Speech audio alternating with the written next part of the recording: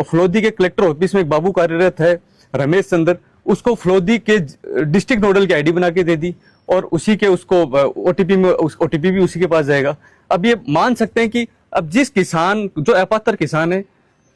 जो किसी भी तरीके से पात्र नहीं हो सकता, उससे योजना के लिए अप्लाई कराना और अप्रूवल चूंकि इन्हीं को करना है, आईडी पासवर्ड इन्हीं के पास है, ओटीपी भी इन्हीं के पास आना है, तो उसको अप्रूव कर दिया। ये मुख्यतः ये काम करते थे रात को 6 बजे ऑफिस से जाने के बाद में। जो सरकारी आईडीज थे, जो सरकारी अधिकारियों के पास रहती थी, वो डीएक्टिवेट कर जाता था। फिर इसके गैंग के सदस्य मुख्यतः रात को उन आईडीज को एक्टिवेट करके, जो इन्होंने पैरेलल आईडीज बनाई हुई थी, उन आईडीज के माध्यम से उन सारी आईडियो को एक्टिवेट करके रात को मुख्यतः ये लोग लाभार्थियों को जोड़ते थे। लेकिन ये भी संभव है दिन में भी बड़ी संख्या में इधर उधर बैठे हुए आईडियो को जोड़ रहे हैं, लेकिन जो अभी पैटर्न समझ में आया तो रात को ये कार्य चलता था। ये पीएम किसान निधि में चौंकाने वाली तथ्य ये भी है कि कोई व्यक्ति जिसने सपोज पंजीकृत किया अपने आप को 5 महीने पहले, लेकिन वो इस योजना के लिए लाभार्थी नहीं था,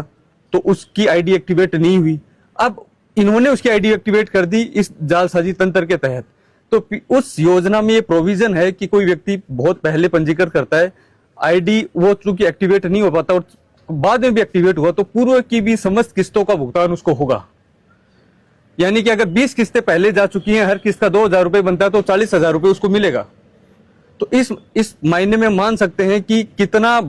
इन्होंने पीछे जाके भी किस मात्रा में उस घोटाले का फायदा अपने साथी ठगों को दिया है।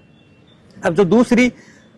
हम बात करें कि अलग अलग जो स्टेट्स हैं, उनके अतिरिक्त शासन सचिव स्तर के अधिकारी, उनके जो स्टेट में अलग अलग वेलफेयर स्कीम्स चलती हैं, सोशल